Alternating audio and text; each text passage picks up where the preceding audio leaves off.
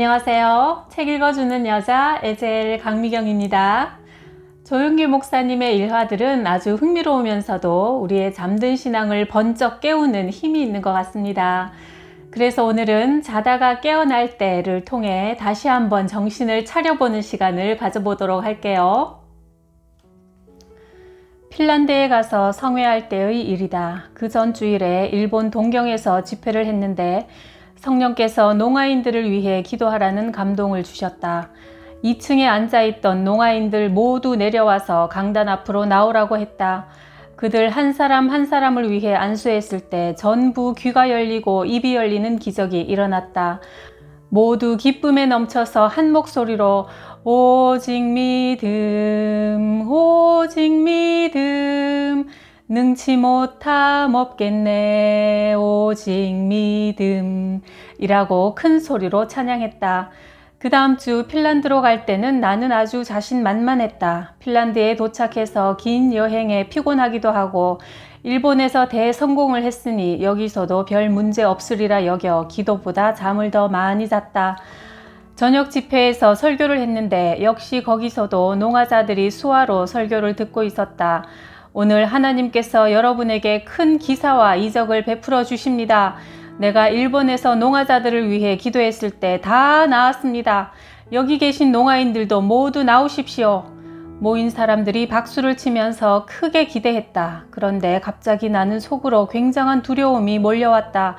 무릎이 덜덜 떨릴 정도였다. 그래도 용기를 짜내어 쭉 늘어서 있는 농아자들 중에서 한 사람을 나오라고 하여 안수했다.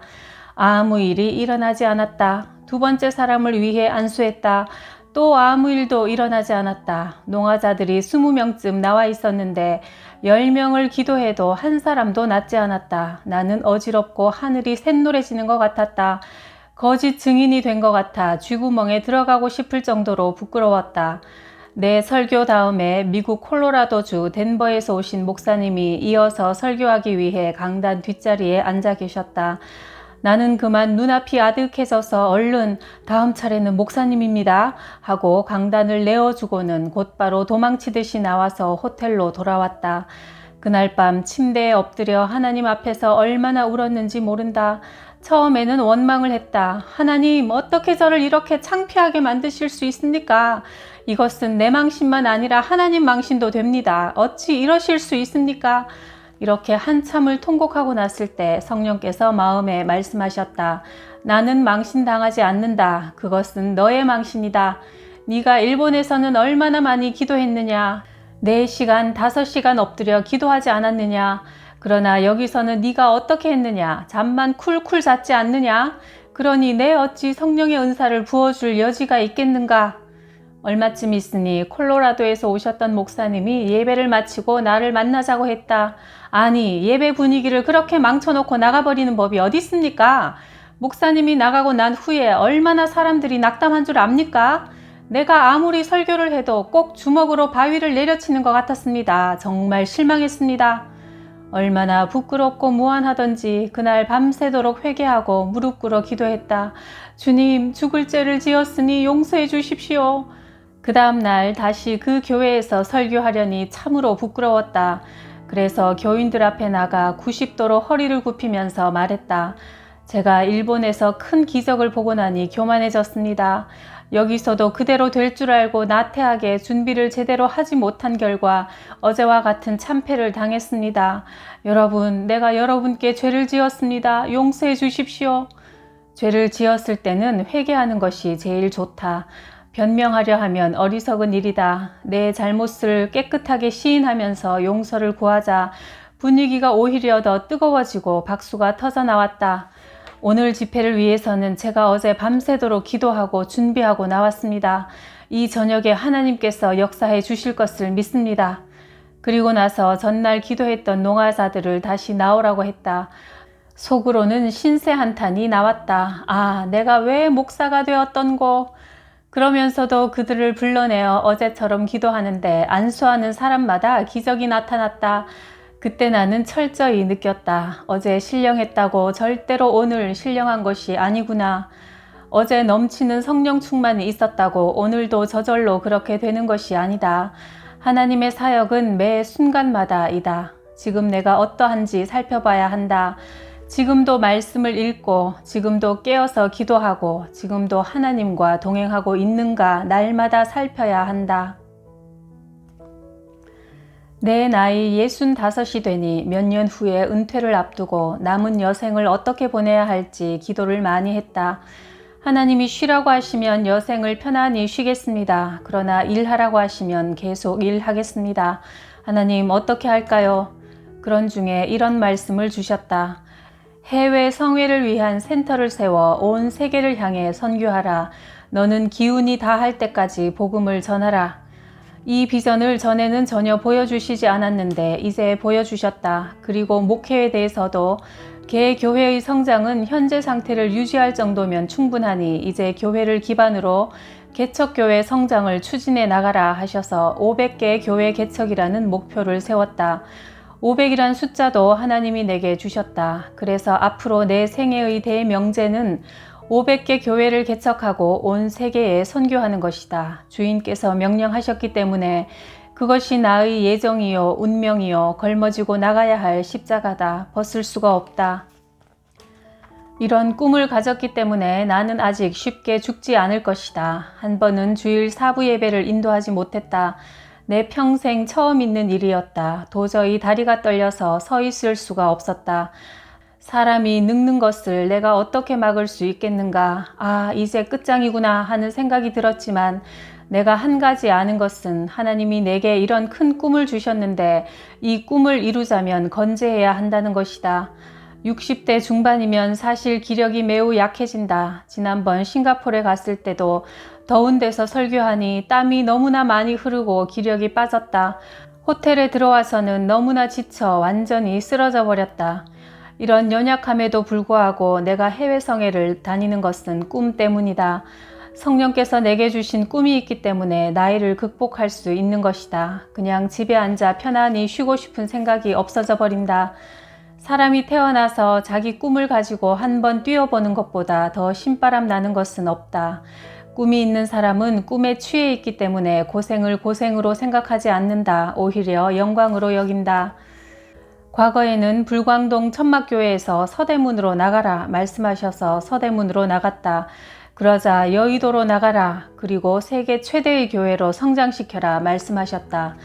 그 주인의 명령을 따라 정말 힘차게 일했다. 밤 1, 2시에 자고 새벽 4시만 되면 새벽 기도에 나온다. 하루에 불과 서너 시간 자고 늘 허덕거려야 했다. 그래도 주인이 시키는 일을 하니 몇 번이나 죽을 고비가 있어도 죽지 않았다. 그래서 지금까지 왔다. 그동안 주인이 자질구레하게 시키신 것도 많다. 국민일보를 하라, 엘린복지원을 하라, 한세대학을 도우라, 베데스다 신학대학을 세워라. 이런 여러 가지 조그만 일들은 큰 목표를 향해 걸어가는 도중에 주인이 이것도 좀 돌보라, 저것도 좀 돌아보라 해서 하는 일이다. 나는 이른이 되면 하나님께서 나를 쉬게 해주실 줄 알았다. 그런데 하나님의 계획은 그게 아니었다. 나의 영도 몸도 다 주님께서 값주고 사셨으니 나는 주께서 시키시는 일을 할 따름이다. 여러분 각자에게도 하나님이 주신 인생 설계가 있다. 주님의 설계를 벗어난 사람은 굉장한 갈등을 느낄 것이다. 주인이 원하지 않는 곳에 있을 때는 마음이 편하지 않고 고통스럽다. 만일 그렇다면 기도를 많이 해서 주인이 원하시는 것을 알아내어 방향 전환을 해야 한다. 그래서 주님이 원하시는 곳에 있어야 한다. 예수님의 기도처럼 내 뜻대로 마옵시고 주의 뜻대로 하옵소서가 우리의 기도가 되어야 한다. 이어서 보혈의 신비 몇 가지를 더 전해드립니다. 우리 교회 자매님의 아들이 어느 날 방 안에서 발작을 하고 괴성을 지르는데 가족들이 도저히 감당할 수 없었다. 할 수 없이 아들을 정신병원에 입원시켰다. 40일 만에 면회를 가보니 아들이 얼마나 두들겨 맞았는지 온몸이 시퍼렇게 멍들어 있었다. 자매님은 헛소리를 하는 아들을 부축하여 병원을 나올 수밖에 없었다. 그때 갑자기 마음속에 너는 왜 만군의 하나님을 의지하지 않느냐? 왜 치료에 예수님께 맡기지 않느냐는 음성이 들려왔다. 자매는 즉시 아들을 오살리 금식 기도원에 데리고 가서 금식하며 하나님께 부르짖었다. 그 결과 귀신이 떠나가고 아들은 정상으로 돌아와 가정 예배를 인도할 정도로 믿음 좋은 신앙인이 되었다. 마귀는 인간을 병들게 한다. 과학과 의학과 문명이 발달한 요즘 오히려 옛날보다 더 무서운 질병이 극성을 부린다. 그러나 예수 그리스도의 십자가를 의지하면 질병의 독을 무력화시킬 수 있다. 물린 자마다 그것을 보면 살리라는 민수기 21장 8절 말씀처럼 십자가에 달린 예수 그리스도를 바라보는 사람은 생명을 얻고 치료를 받고 강건해진다. 어떤 자매님은 24년 동안 이단에 빠져 그 교주가 메시아여 자신을 천국으로 인도할 구주인 줄 알고 살다가 우리 교회에 나오게 되었다. 그런데 이상하게 십자가를 쳐다볼 때마다 목이 자꾸 뒤로 돌아가더란다. 악령에 사로잡힌 것이다. 그래서 구역장님의 인도로 금식 기도원에 올라가 금식하며 기도했다. 그 결과 악령이 떠나가고 참된 신앙생활을 할 수 있게 되었다. 천국으로 가는 길은 오직 한 길, 예수님밖에 없다. 다른 이로서는 구원을 얻을 수 없나니 천하 인간의 구원 얻을 만한 다른 이름을 우리에게 주신 일이 없다. 라고 사도행전 4장 12절 말씀은 증언한다. 예수님을 믿고 의지하는 사람만 천국에 갈 수 있다. 예수 그리스도의 십자가 외에 다른 것을 보고 믿는 사람은 멸망할 수밖에 없다.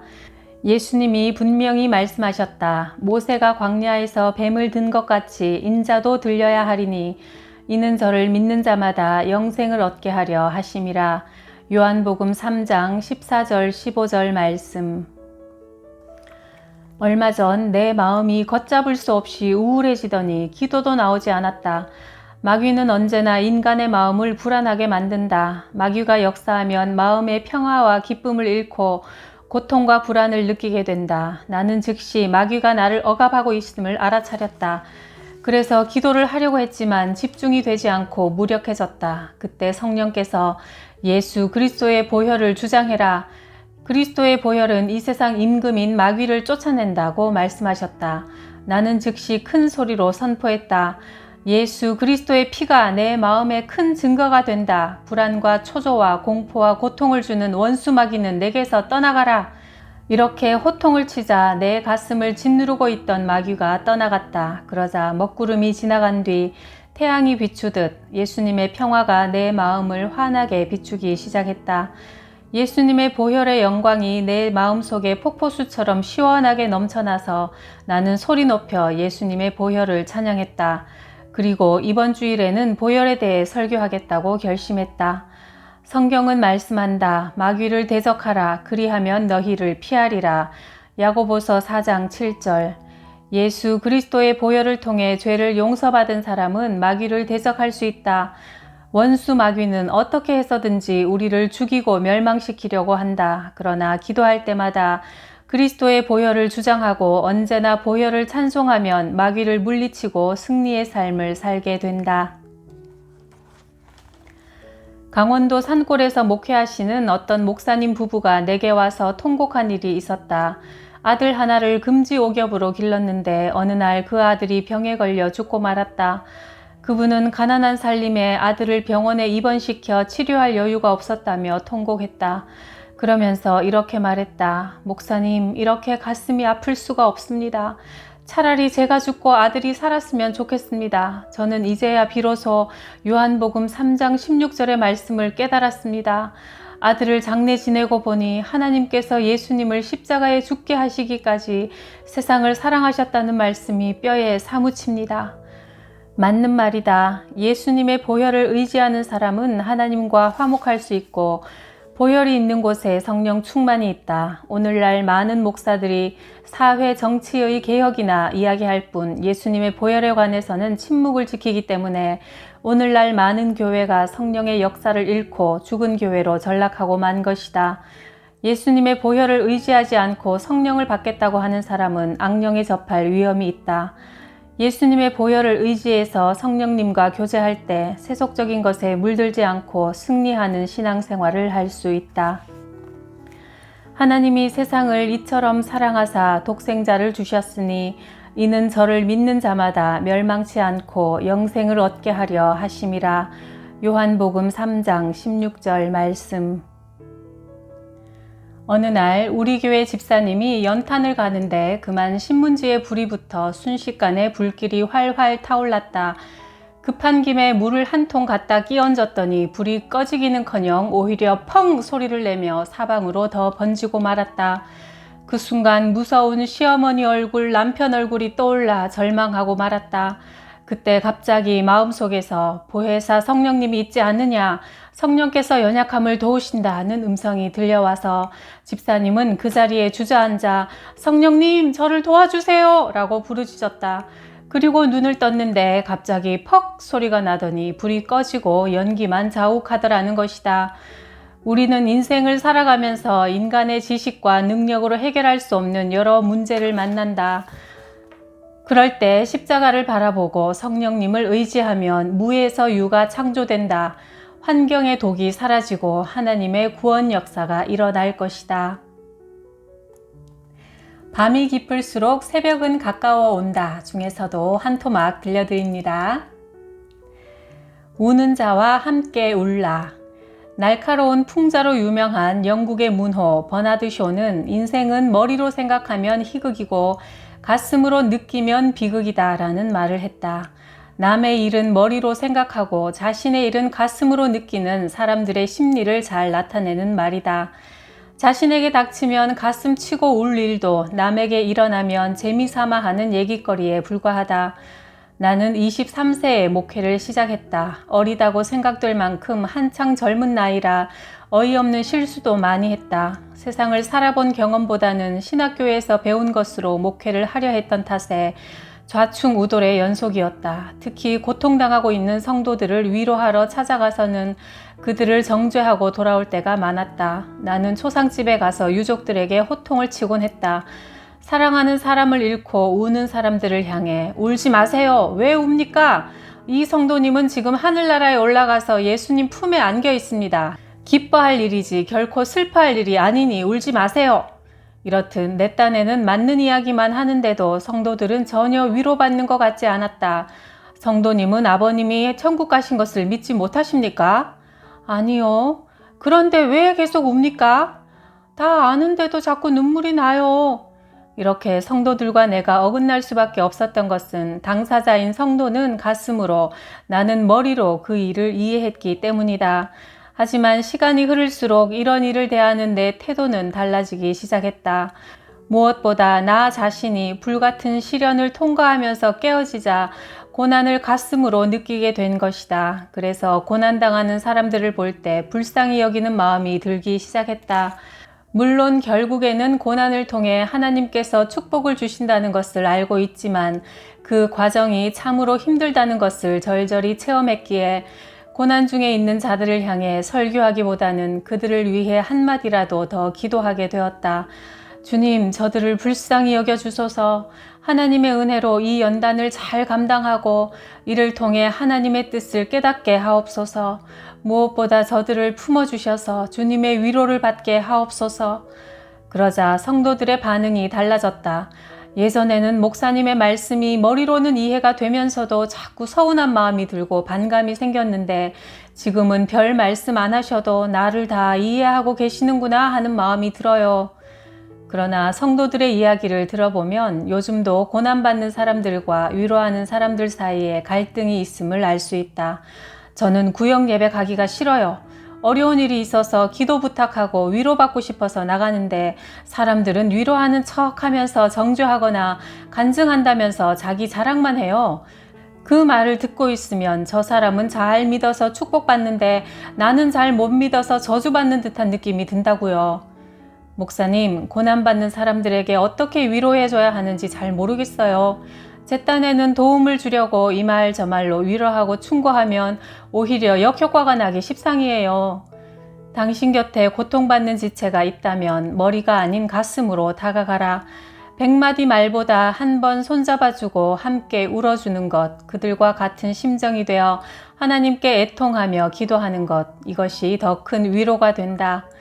기뻐하는 사람과 함께 기뻐하고 우는 사람들과 함께 울라.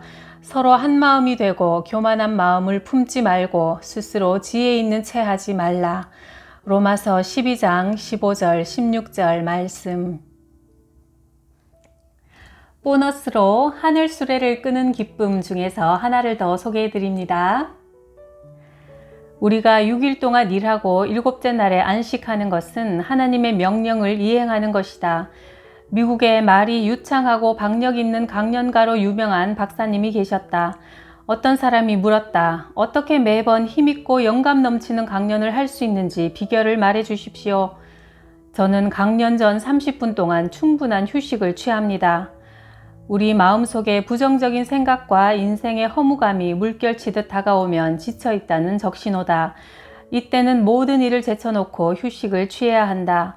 나도 설교를 시작하기 전에 충분한 휴식을 취한다. 그러면 상쾌한 기분으로 강단에 설 수 있고 성령님의 계시도 아주 분명하고 세밀하게 다가온다. 그러나 영육간에 지치면 계시도 잘 들리지 않고 믿음의 역사도 일어나지 않는다. 그러므로 바쁠수록 자기를 재창조하는 시간을 가져야 한다. 나는 외국에 부흥회를 갈 때 리더스 다이제스트 같은 잡지나 문학 서적을 가지고 간다. 그런 책을 읽고 싶어서가 아니라 집회를 인도하고 숙소로 돌아오면 신경이 바늘끝처럼 예민해지고 온몸이 긴장되어 밥맛도 없고 잠도 잘 오지 않는다. 이런 긴장은 성경 읽고 기도해도 해소되지 않는다. 긴장은 전혀 다른 분야에서만 풀리므로 그때 문학서적을 읽는다. 그러면 시계 태엽처럼 팽팽히 감겨있던 긴장감이 어느 틈에 느슨하게 풀어진다. 나는 주일날 여러 번 설교하고 집에 돌아오면 새벽 2시까지 잠을 이루지 못한다. 긴장했던 신경이 풀리지 않아 잠이 오지 않기 때문이다. 그러면 음악을 듣거나 가벼운 책을 읽으면서 긴장을 푼다. 유명한 목사님들 중 긴장을 푸는 방법을 제대로 찾지 못해 파멸한 경우가 있다. 미국의 어느 유명한 목사님은 가는 곳마다 기적을 일으키며 사역을 활발히 했다. 그러나 마지막에 알코올 중독자로 삶을 마쳤다. 수만 명이 모인 곳에서 성회를 인도하고 많은 사람들에게 안수기도를 하고 나면 몸은 지치고 신경은 칼끝처럼 날카롭게 서게 된다. 그는 그 긴장을 풀 길을 못 찾아 아침까지 뜬 눈으로 지냈다. 결국 긴장을 해소하기 위해 술을 조금씩 마시다가 점점 주량이 늘고 나중에는 병째로 들이키게 되었다. 설교 후 술을 마시고 나면 술이 빨리 깨지 않아 찬물을 끼얹기도 했지만 결국 술에서 헤어나지 못하고 알코올 중독자로 죽고 말았다. 미국에 또 다른 저명한 여종이 있었다. 이분의 집회에는 하나님의 치유 역사가 얼마나 강했는지 참석한 사람 중에 병이 낫지 않는 사람이 없을 정도였다. 심지어 교통사고가 나면 다친 사람을 병원에 데려가지 않고 그 여종에게 데리고 갔고 그의 기도를 받으면 죽을 사람도 살아났다. 그런데 이분이 수면제 과용으로 세상을 떠났다. 그녀는 수만 명의 대중 앞에서 설교하고 안수기도로 온 힘을 쏟고 나면 신경이 곤두서 밤에 잠을 잘 수가 없었다. 잠이 안 오니 수면제를 먹게 되고 점점 수면제 양이 늘어갔다. 어느 날 아침 늦은 시간까지도 그녀가 일어나지 않아 방으로 가보니 수면제 과용으로 이미 싸늘한 시체로 변해 있었다. 두 분 다 훌륭한 주의 종들이었지만 긴장감을 술과 수면제로 풀려다가 안타까운 모습으로 삶을 마친 것이다. 이들이 하나님의 법칙을 따라 휴식을 찾았더라면 더 많은 주의 일을 할 수 있었겠지만 피로와 과로로 인한 스트레스를 세상 방식으로 풀었기에 실패하고 말았다. 평일에는 세상에서 열심히 일을 하고 주일에는 교회에 와서 예배드리고 가정에서 충분한 휴식을 취하면 인생을 행복하게 보낼 수 있다. 돈과 지위와 명예를 가지고도 피곤해 지쳐 우울하게 신경질을 내며 산다면 그것은 사는 것이라 할 수 없을 것이다. 생명 있는 동안 하나님 앞에서 안식하며 기쁘게 살아가자. 우리에게 쉬어라 하고 명령하신 것만 봐도 하나님은 정말 우리를 사랑하시는 아버지심이 분명합니다. 일주일에 하루를 쉬는 것은 특권이니까요. 꼭 누리세요. 구독, 좋아요, 댓글에 꿀맛 같은 선물에도 감사드려요. 하나님 안에서 푹 쉬세요.